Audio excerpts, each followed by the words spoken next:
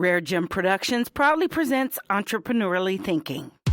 Entrepreneurially Thinking is a presentation of BioSTL and CET, the Center for Emerging Technologies, changing the way you view new ventures and activating your entrepreneurial mindset, empowering you to create new pathways for business success in the St. Louis marketplace and beyond. Here's your hosts, Cheryl and Christy. Now let's get thinking entrepreneurially.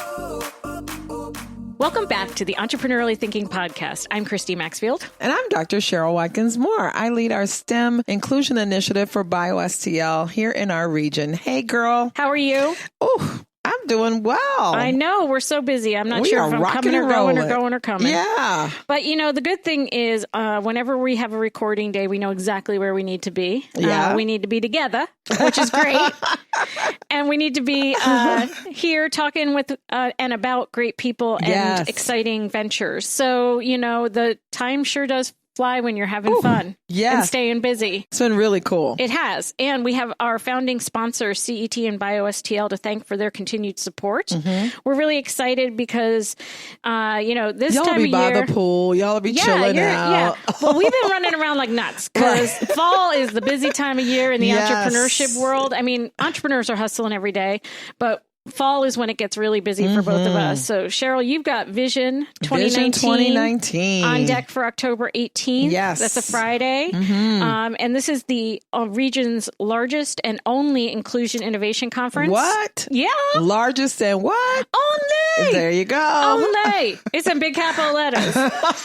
And it says, you know, the only one that celebrates, educates, and supports women of color and immigrant emerging and existing business owners. So, you know, all sorts of stuff to check out at visionSTLouis.com. Yes. And then Square One will be in full swing by the time folks are listening, which is really exciting. So there'll be probably upwards of 30 entrepreneurs going through the IT, bioscience, consumer manufactured products. And you guys tracks. are consistent with those numbers. That's we are. Really we good. Typically, it's between 30 and 40 entrepreneurs each year. So we're glad you're chilling and enjoying us wherever you may be, and we're tired, so we're going to go take a nap. No. But we are going to do something a little different for this show. I think this is going to be really, really cool, guys. So we've got some great tidbits from different segments of our population. So practitioner tidbits, coaching tidbits, as well as wise women tidbits. So what do we need to do? You guys need to stay listening. BioSTL is a proud founding sponsor of the Entrepreneurially Thinking podcast. We want you to know about all the great things they are up to, including the BioSTL STEM, Entrepreneur Inclusion Initiative, and Fundamentals program for early stage would-be entrepreneurs in the life sciences in St. Louis. You can learn more about all of BioSTL's programs by visiting biostl.org. And for your renewed and continuing support, BioSTL, we say thank you. I am Crystal Martin, and I'm the Code Girl Program Director at Launch Code. Entrepreneurially thinking is basically the belief that you can do anything regardless of the context that you're in. So I like to call myself an intrapreneur. I have never started a business on my own besides my hair business, I guess, in college and high school. But you can create your own enterprise within an organization, which a lot of marginalized people have to do because we don't always have the resources or network yet to do that kind of thing. So being an entrepreneur wherever you are, you can be an entrepreneur anywhere.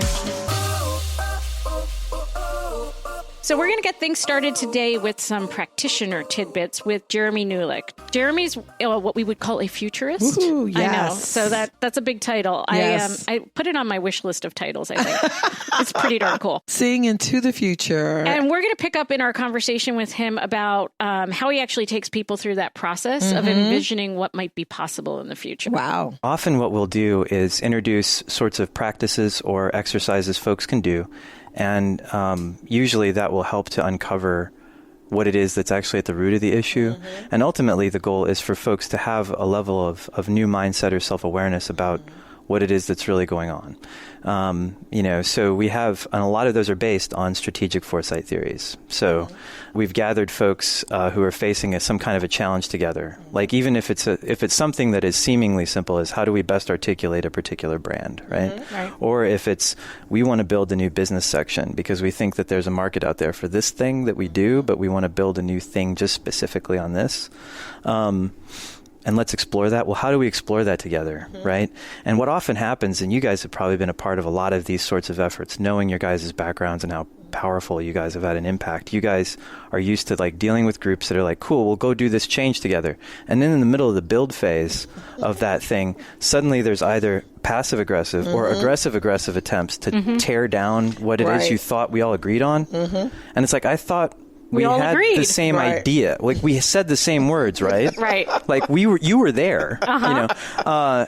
And so what often their alter ego showed up. They really didn't agree, but they thought they agreed, right? Yeah. Or people, there is sometimes in those settings They aspire to agreement. Right. Sure. Or there is sometimes a political inscription, like small p political inscription that you're basically saying, I will get along and go along. Right. And so you Until have it people becomes real. resentfully complying real. to what you say until, And people don't like change anyway. Sure. Many people do not like change at all. Hilarious, right? Because like, you know, they will outwardly say this and then face change all the time and be totally okay with it without calling it change. Right. And so these are human beings, right? And so the idea is that we can gather those kinds of stakeholders in a challenge together. And we can say, how are you really seeing the futures? What kinds of possibilities really do exist? And if I could build you images from that future, very literal ones, and I could tell you this is what it would look like, what kind of person would you be in those futures? What would happen then? How would you respond to this kind of future? We've even had them complain we have an exercise in which you complain for 90 minutes. It's called an evaporation. So all the stakeholders get together and they complain for 90 minutes about how to face attempts previously to face this challenge, ways in which you've tried to face the challenge maybe in another setting, and they complain. And for 90 minutes, you give them 90 minutes. There's 3 rules. There's one complaint at a time. There are no complaining about complaints, so you can't tell someone their complaint's wrong. And you go for quantity. And the reason for that rule is that, hey, if you have a slight notion that something's a complaint, it is. Like, go ahead and get that out. So what you do is you then have like emotional data, right? And if you can look at it that way, then you can say, these are the notions that people have, and you can begin to see themes. And themes will arise in challenge areas, and you can say, I see. So of the possible futures, of the possible ways that you could address this challenge together, here are the places you don't want to go, because behind every complaint is actually a conviction. The reason that you have complaint language is because something inside of you is offended in some way. And so if I can take this to you and I can say, here are the futures where we won't go. We won't go to these places because you said that's important to you. They're not my principles. They're your principles. Right. And so you can begin to then expose people to the idea that there's possibility space, and you sound less weird when you start talking about it. So this is my sneaky way into talking to people about the future, right? Because we have good information from the past. You have notions about the past that keep you that have given you the beliefs you have right now, the ideology you hold, or whatever it may be. And that's useful stuff, but you can put it to better use if you can project then principles into the future. I remember how awe-inspiring that entire thing. I was like, 90 minutes of complaining. Well, that's what I was going to go back to. And then underlying belief challenges. Yes. I'm really glad we brought that all back to everybody. I was going to say, he has done his research, because I could not sit in a room and hear anybody complain for 90 minutes. Well, he's done something. Yeah. So I think his whole thing about how do you look at future, how do you embrace change, these are great opportunities for all of us. And wonderful techniques our entrepreneurs can use as they're introducing world-changing ideas. Yeah. Now we're going to switch gears a little and listen to a highlight from our conversation with Diego Abente. Diego works on a regular basis with entrepreneurs from the immigrant community here in St. Louis. We're just excited to bring back some of his thoughts on that with you as well. As immigrants arrive to the United States and they're thinking about starting a business because they never had that opportunity in the country they came from, or it was stripped from them because they were forced to move out of that country and now they're in the U.S., and they're hearing about the American dream and the ability to do whatever it is your heart and your desires and your passion and your hard work allow you to do, they start to explore, well, how can I do this? I'm going to need a little bit of help. I can't do it all on my own. And they find that our financial system is a good one. It's an accountable one. It's a very robust system, but it wasn't built for people who try to enter it halfway through the marathon, if you will. So if you weren't born in the United States, if you didn't come up learning about credit score and how to access banks and what to think when somebody you've never met across the table asks you, well, what's your credit score, and show me your bank statements, it's really difficult for them. So what we do is we provide some stepping stones prior to getting into the financial, what we call the financial mainstream, the banking sector, that allow them to understand how business is done in the U.S., become comfortable with it, because it's a life change when people are asking things that you're not really accustomed to. And in the middle of all this, we're actually providing them the one thing they need the most, which is the capital to start their business, to prove that they can be successful. Because at the end of the day, that's what they're going to be measured by as entrepreneurs, right? Have you succeeded in your entrepreneurial venture? And there's no way to do that if you don't have the capital to start it. So do you provide like classes at the same time that they're applying for financing from the Institute? I mean, so the way that we approach this is it's a product that comes with a service, and there's one fundamental question. The fundamental question we ask every single entrepreneur that walks through our doors, from the minute they walk in to the minute they get the check in their hand, is, are we going to be able to provide you a benefit? Are you going to be better off with this money in your hand than you would have been if you didn't get the money? If we answer that question and the answer is yes, then we start to provide them service along with that product that they're going to get, which is the cash. And the service is understanding what it's like to do business in the United States, printing their first credit score and walking them through what the heck this thing is, 5-page number set means, and why it's important, and how a banker would look at it, and what questions a banker might ask. And there's this idea of becoming more comfortable with the relationship, the questions you'll be asked. We help them write their first. That's a lot of trust. Oh, absolutely. Trust because most people, if they're not familiar with the country, they're not familiar with the people in their neighborhood, and now you're saying, hey, trust us, especially with your most intimate information. I mean, imagine being, let's say, 40 years old and a perfect stranger asking you for the first time ever, would you please print your bank statements for me? I'd like to see them. I mean, that's a heck of a proposition. And what I'm hearing from you, too, is that things like the credit score are not universal outside of the United States. First, I'm bilingual. I can't think of a way to translate credit score into Spanish because it doesn't exist. Right? There's a good reason for that. It probably doesn't exist in French and other languages as well. So the first thing you've got to do is figure out how to say this thing in someone's native language so they can approximate what the heck it's supposed to mean. And why and what. Right. And who. And then, okay, fine. Now I kind of understand what you're talking to me about, but how do I improve it? How do I build it? Where do I access this thing? Because it's not something that gets sent to you in the mail.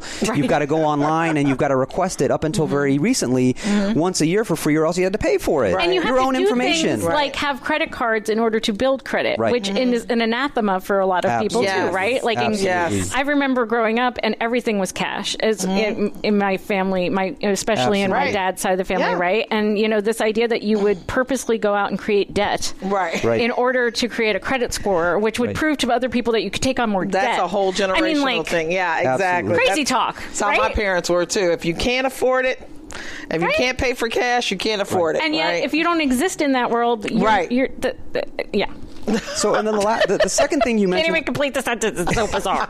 The second thing you mentioned that is super, super important is think about the journey of an immigrant or refugee. They've left their home. They've left their social network. They left their family. Any assets they may have owned, their house, their car, it's back there. It doesn't get on the plane. Right. It's just them and their clothes. And then you're actually expected to send stuff back, right? Exactly. So you arrive in the United States at a little bit of a disadvantage. And so all we're trying to do is level that playing field so that they're able to compete with people who have been here for much longer than they have. Well, believe it or not, I think Diego and Jeremy are actually talking about some similar through lines. I heard both needing helping us and our listeners remember how important trust is and how important it is to be able to put your ideas into words. And if we don't actually have the words to explain what we're trying to do, like credit score, what the hell is that? Or how to explain the future that is going to exist when our new innovation hits the market, nobody's going to do anything with us, right? So I'm great insight, and just the energy these folks bring. I'm always just so energized by our guests. There's so many times where we leave a recording where they're jazzed and we're jazzed, and we wish we had 20 more hours to talk to each other. I was going to say what Diego was talking about, even though it's specific to immigrants, many many natives well, right. still we can need learn to, no matter exactly what need to learn from seat this. we're sitting in. So if you get, I love the fact that if they're going to give you funds, they want to evaluate, will these funds help you move your business forward, which is great. And then we have our friends out in Kansas City. Yeah. We have Maria Myers and Kate Pope-Hodel, who have worked on building Missouri SourceLink into a force for helping entrepreneurs in their region connect to networks and all the resources that those things bring. So to wrap up our practitioner tidbit section, we're just going to hear a few interesting thoughts from them as well. You know, the way I always start is, you know, when you think about it, you buy from somebody that you have a relationship with, right? If you like Amazon, you'll buy from Amazon. If you are working on something more detailed around a consulting contract or something, you like to really know that group before you really buy.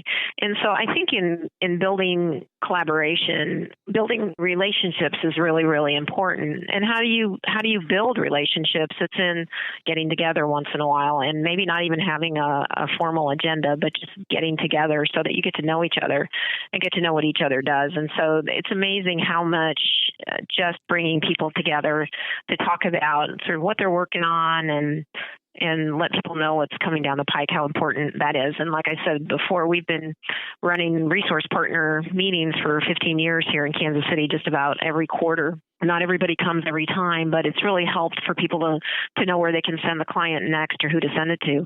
You know, I think the other thing that was kind of an eye-opener for us early on is that not every organization supports every kind of entrepreneur. And so you have your micro entrepreneurs and your tech entrepreneurs and your Main Street entrepreneurs and your second stage entrepreneurs. And they're really different types of businesses, often because they get funded differently, right? And so what we found is that different resources cluster around the type of entrepreneur that they serve.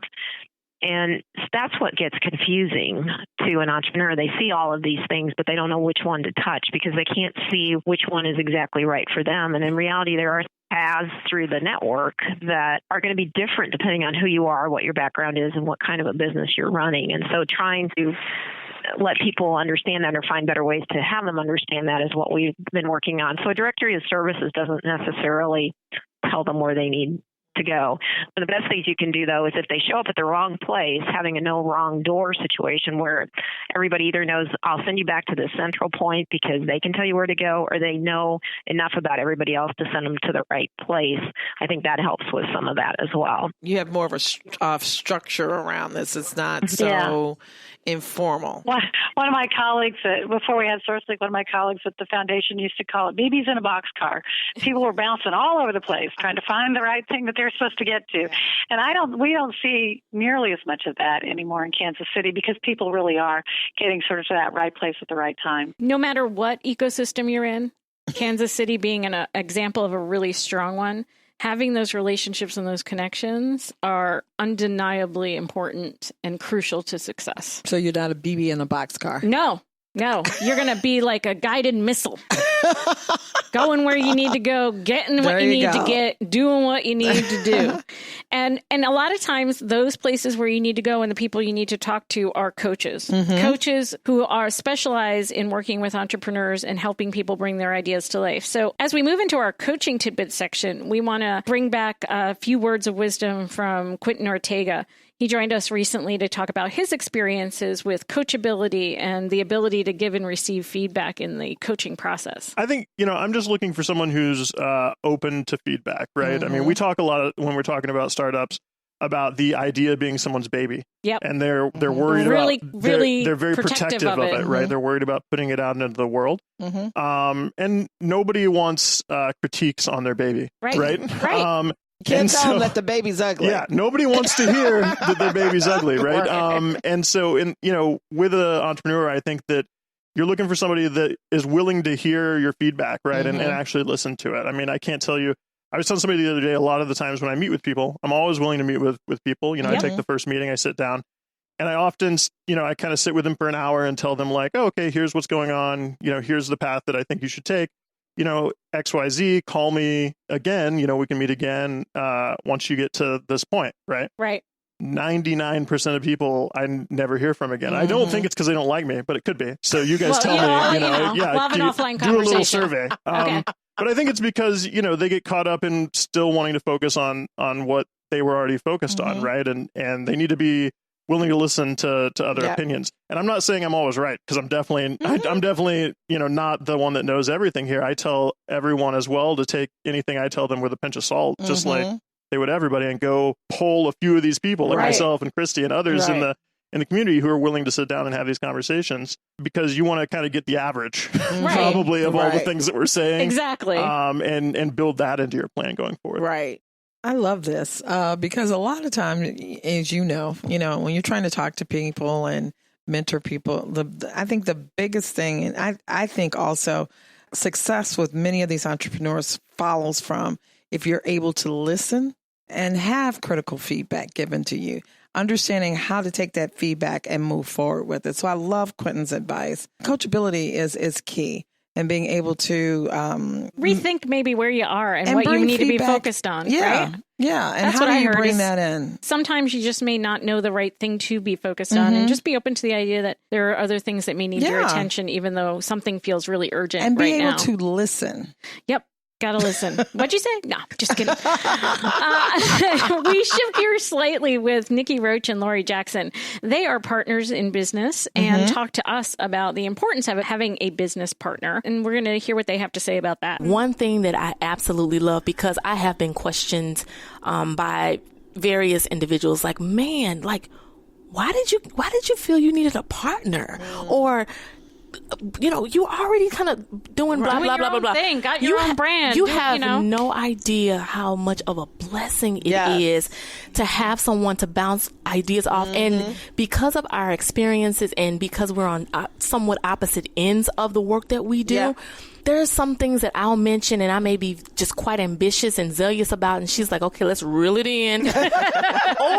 It's a balance. Lori, you are. I see shadows here. We've seen that, Right, and vice versa. And so, but then also that level of accountability, because how many times do we as entrepreneurs say what we're going to do, what we should have done, what we could have done, and, I'm going to get to. Right.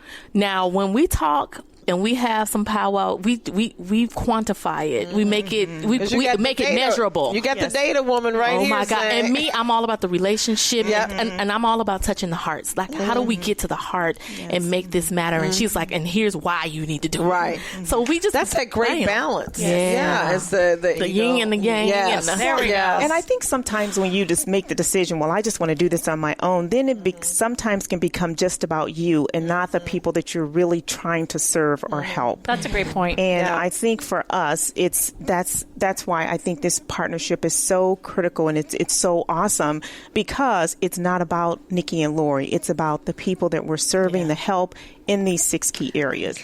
Finding out what you need to be successful in your business, there is so much to explore, including partnerships. So I really appreciated Nikki and Lori sharing that perspective with us, because I know some folks who swear by having partners and others who would never, ever, ever, ever do it. Want to do it on their own. Right. And I love the yin yang. Yes. And the balance. And it makes me also just think about Quentin telling us too, that having different perspectives and data points, collecting data points, right? That same person who tells you having a partner is really important, somebody else tells you it's not, and now you have 2 different perspectives to compare as you're moving forward. Right. And knowing about yourself. Totally. And so knowing about yourself means that then you can also have the insight you need to build a good culture. Yes. And understand the importance of culture in the organizations that you're building. So we're going to round out our tidbits from coaches with Erin Joy in just a moment.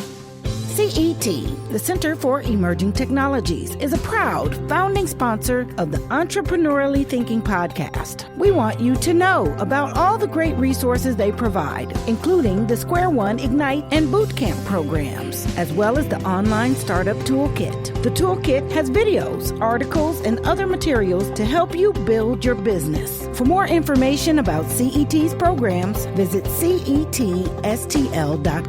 And for your renewed and continued support, CET, we say thank you. Purpose First Advisors is proud to support the Entrepreneurially Thinking podcast.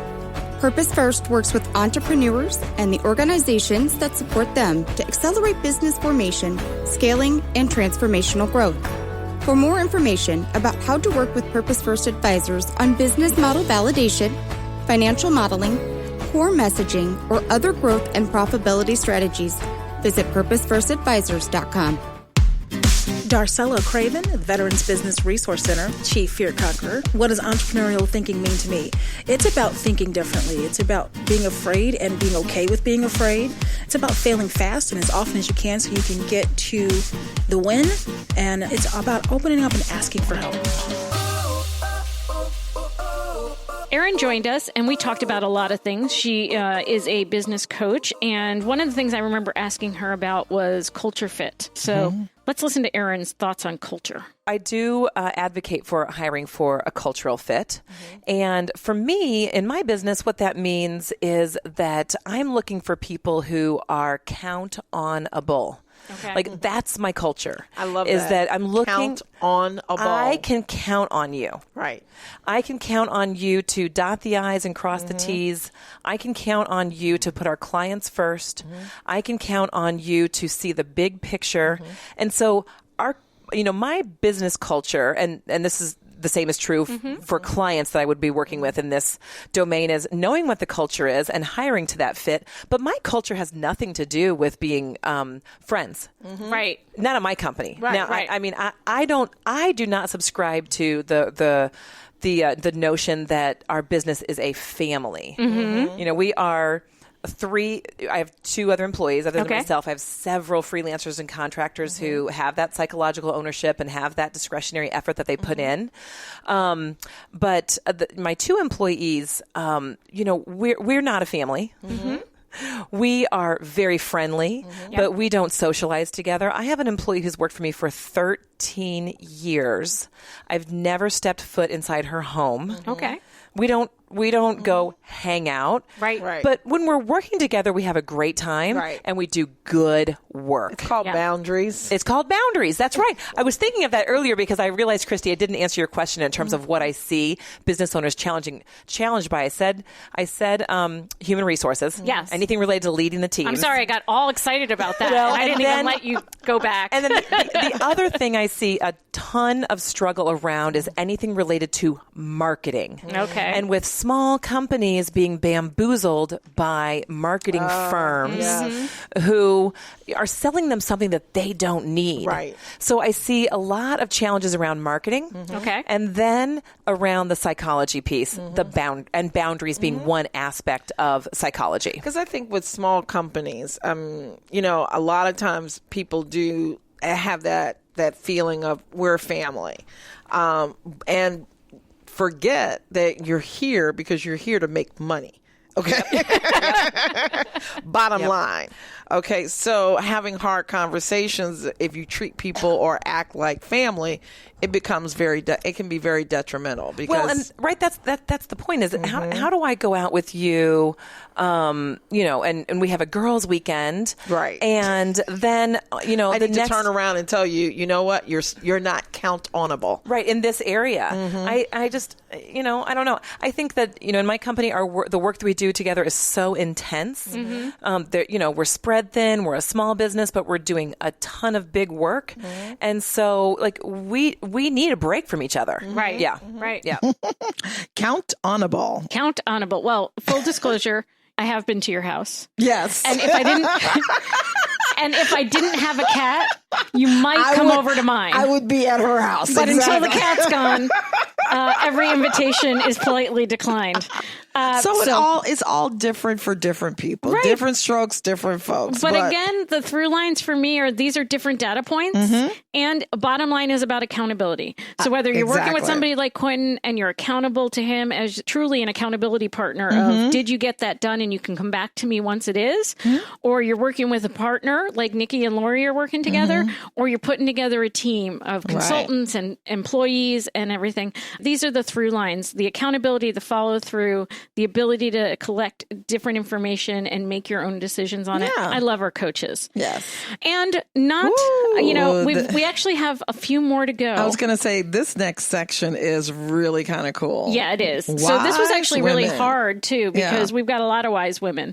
But we've picked 3 of them for this highlight reel and wanted to start off with Rebecca Bennett and her wise words on transformation. Strong woman. Oh, yes. the thing about the transition, right? When you have something in your gut that says there's more here, they were such a supportive environment. I said, look, I have other interests and I really want to explore them and get them going. But I wasn't ready to quit my job, right? Because I didn't have the plan. I didn't see the numbers, right? You get, this is the thing. You're in business. You have to see the numbers. I didn't see the numbers, though I felt the mission, right, was crystallizing in me. And so I started the business in 2006 while I was still an employee of Vector. And I didn't have to sneak to do it. Now, I recognize that that's not the case for everybody, It isn't. right? That sometimes we have to keep our cards close to our vest before we sort of publicly announce that we're launching out. But I did so with their blessing, recognizing that much of what we were doing was resonant and meaningful and powerful for me, but that it didn't leverage the fullness of my skill set, right? That there were other parts of me that wanted to be more fully experienced and expressed, and I needed an outlet for that. And we've heard that from entrepreneurs, whether they've started a pharmaceutical company Right. or a consulting firm like Emerging Wisdom, or if they've gone on to produce a manufactured good, that feeling like I'm not living up to my fullest potential. Yes. All of me isn't being put to the service that it needs to be put to, and there's just more, and I can't quite do it if I stay here, even though beyond is scary. Yes. And uncertain and unknown and unknowable. We hear that over and over again, that they just know there's more. And I think from an employer standpoint, you know when you have an excellent employer that you work for that sees that in you and says, you know, with my blessing, go out. Because guess what? You have now offered out to the universe, I think, just another possibility that comes back to you in different ways. Absolutely. So it's not like you're just trying to hold on to talent.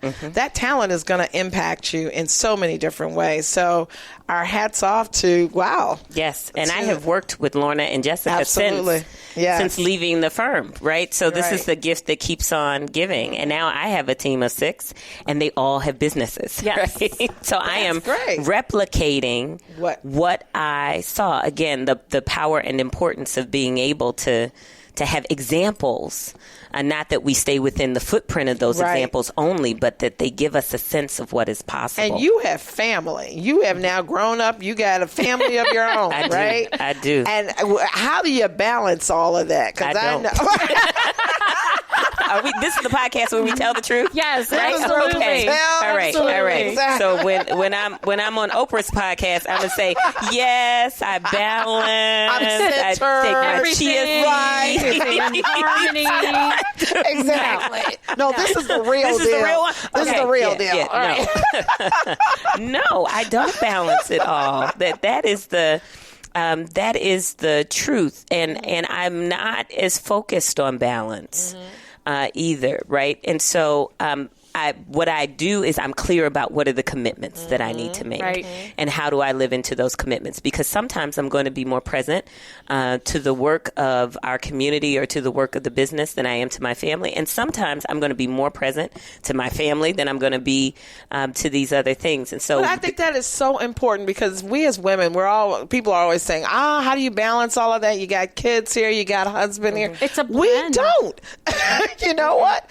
I love the fact of what you just said. Sometimes we are here because that's where our attention needs to be. And you know what? Sometimes we're over here with the family, but it's not like you've abandoned either. No, it takes a village to raise a success. Oh my gosh. So we need teams of people to help us. I early on didn't have this commitment, but the more mature I become, the clearer I have been about this commitment is that I am unwilling to have my family have degraded presence for me. Right? That's the commitment I've made. Right. That doesn't mean that we have the exact same amount of time. Right. It is that if when they engage me, all they get are the dregs of what is remaining at the end of the day, that is not good. Then that is not good, because I am responsible. Right. Like, of the places where I'm actually responsible and accountable. It's to these children, it's to my husband, not just to my work. And so while I can't say that it's an always balanced thing, I'm really mindful of what is the quality of presence and attention. And even if I can bring high quality presence and attention for a short any period place, of time, it is transformative. I could listen to Rebecca all day long. I mean, all of our guests serve to inspire, but Rebecca, to me, has this ability to find just the right words to say what we've all been thinking, right? I love this because everybody talks about balance. There's no damn balance. Amen. I love that she was honest in saying that. And you just have to pick and choose, your family versus what your ambitions are and be present. Yeah. Be present. As you do it. Yeah. And, another one of our guests who was really honest, I thought, Phyllis with Sydney's Closet, she just really talked about how she built her company and the inspiration from her daughter and what all the different skills she had acquired along the way did to help prepare her for this. So I also want to bring Phyllis's thoughts on this. What's really interesting is that most of the skills are remarkably transferable. Starting with research, you want to be an effective entrepreneur. You have to know your facts and figures. It doesn't matter what kind of business you're building. It can be beauty, food, fashion, tech. It doesn't matter. You have to have the hard data to start with. Yes. And that's important. So research skills were very, very critical to building the business. Writing. Everybody says to me, do you miss writing as a reporter? I say, I write every day. I write every day. I write blogs for the website. I write product descriptions. I write speeches. I was going to say, you're building your brand, right? Building your brand. And the other thing that really helped was, as a reporter, you need quick, clear thinking. And you have to be able to tell a story for people that may not be there first person. So you're the professional spectator that's there for them. So that really helped me because I kind of look at every dress as a story. When I design a dress, it always has a story. Why am I designing this dress? Who is it for? Where will it go? So wait a minute. Now you're designing? You went from manufacturing to now No, she went from distribution to manufacturing and now designing. Wow. So evolution. I always say, every dress has a story, and that's how I approach it, which, of course, is the same thing. And then a website is basically like a newspaper.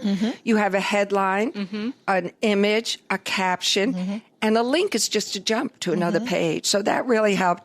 Excuse me. And the other thing that was so important, and I think gets thrown aside too quickly in business, is meeting deadlines. Oh, that's really important. It's so important, and I am astounded at how sloppy people can be in business about time management. And sometimes I think it's disrespectful because one thing leads to another, and if this doesn't happen, then that can't happen, then this can't happen. So that discipline was... So the discipline, the paper, tomorrow's paper can't come the day after tomorrow. It can't even come an hour after. But certain parts of the Sunday paper can come on Saturday. Yeah. That's another segment too. But it really helped because special occasions only happen once. Right. You don't get a second chance at a wedding date, at a prom date. You have to have that dress there for her to wear that night or that day. Unless they call off the wedding. No. Phyllis speaks some truth. I mean, just as Rebecca was talking about how she used the environment she was in to be able to launch successfully, Phyllis talks about how translating all of her skills from being a reporter into being a business owner have helped her to be successful. So I just really appreciate that type of candor as well. Exactly. Because I was going to say, she's talking about real business. Showing up on time. Meet your deadlines. Meet your deadlines. Do what you say you're going to do. Exactly. Well, so we're going to close out the Wise Women Tidbit section with Ronki Faladay talking about having a strong mindset. So mindset is big. And I think that reshaping the narrative of what companies scale is important. If you think about the brand Unique. Unique is a makeup brand born online, doing Facebook parties, and within 5 years, they were at $1 billion in sales. Wow. Okay, that's a makeup, right? That's a makeup, and that's what most venture capitalists would not invest in. Would not invest in, right? And not in retail. Not in, right? And let's not forget that Kate Spade sold for $2.3 billion. Yes, and let's not forget that, the Tumi bag company, I love prints $500 million every year. Yes. And so... and Kate Spade sold too early because that that the next acquisition, it was like 10 times. It was 10 times. And Kate Spade original sale, I think, was like 6 years after they started. Right. Yeah. Right. And so I think the mindset of what it takes to build a global company, is you have to be brazen and you have to think about the scale of your business. And so is it something that, it's available for 10 people? Is it something that's available for 100 million people? And is it something that's needed? Right. So that's one thing. The second thing I would say is you have to be, you have to go for a big number. I was talking to a lady in my brazen group, growth group, just on Sunday, and I learned something in Founders University. It's called 10 stacks around creating focus and understanding the milestones you need to hit to get to your big goal. And I said, how big is your company going to be? How much are you making? And she said, $100,000. I said, you should just keep your day job. Right. So like this is how big you want it to be. Not this year, but like, no, if I can do $100,000, I'm like, keep your day job. Right. Yeah. That's a hobby or a lifestyle. Right. Not a real business, but not it's a lifestyle business. Right. It just falls into a different category. It falls into a different category. And especially the energy it takes. So for me, one thing that I've recently adopted is this optimism mind frame. Being on the West Coast, you see that failure is part of the journey. Yes. Here, I feel like failure is a defining nail. And so where you hear a lot of people, I was talking to this one woman who was a professor, and she had a wonderful salary, making close to $200,000 a year. She quit her day job to start a company in 2015. Company failed. She started another one in 2016. Company failed. She started one in 2017. I was like, and I asked her, I said, how do you deal with the depression? What's the drug regimen? And she said something like, I am extremely optimistic. Yeah. And she's on her third company, and she's already like, the year is not over, and she's doing close to 500,000 in sales. Wow. And so, it's important to understand it's learning something. She learned something with each failure. With each one. Absolutely. And I don't consider it a failure. I just think, it's a delay. It's part of the journey. Exactly. And I think it's just a delayed a route to success. That's all. Right. And again, on the mindset, one thing that a lot of psychologists or, I don't remember the person who said this, but you're the average of the 6 people you hang with. And so it is important that the mindset of the people around you is that is, growth in nature. Sometimes people quit too soon. And sometimes, there needs to be a reckoning, like, okay, is it working? Is it not? Right. Do I pivot? Do I move to something else? Sometimes people, when I talk to entrepreneurs, sometimes it's not like the passion is not there. It's not like the work is not there. It's incredibly difficult, but then you run out of runway in money because rent is due and you have responsibilities. And so I think it's incredibly difficult to have a day job that's demanding, to have a family, and also to build a brand, because that's a baby that needs a lot of energy. So I think it's incredibly difficult. But for me, my path and my truth is that a responsibility is creating enough traction. Yes. And seeing that the market is responding in the right way. I hope Holiday in the form of a bag company has longevity, right? I believe in the concept of bringing goodness with Holiday, and I hope the bag form really does have a lot of longevity. But in that same breath, I have to be honest and say, I can't sacrifice too much of my livelihood and my children's livelihood, really, until the market responds. And I hope it responds, right? Yeah. And so you say, what's next for 2019? I mean, we gonna need all y'all to buy bags. Well, hopefully y'all have been buying some bags. So she can create and have that longevity that she's looking for. Because Ronke also challenges us to dream big, right? To go high and dream big. So I hope you've enjoyed listening to her and all of the other guests that we've been able to highlight today as much as we've enjoyed talking with them and bringing them to you. It's always a real pleasure to be able to inspire, elevate, to celebrate, and to make sure that the stories that inspire us all to think entrepreneurially are told and told often. So yeah, we look forward to doing this more often. Only thing we ask of you is we need you to stay listening. Changing the way you view new ventures, unlocking your creativity and innovation, igniting your thinking about entrepreneurship. It's Entrepreneurially Thinking. Get connected and discover more. Visit entrepreneuriallythinking.com to listen to all your favorite episodes and learn more about our guests, hosts, and sponsors. Feeling inspired? Be sure to share your thoughts, questions, and stories in the comments section. And don't forget to leave us a 5-star rating on Apple Podcasts. The best way to show love is to share and subscribe. Let everybody know that you're entrepreneurially thinking.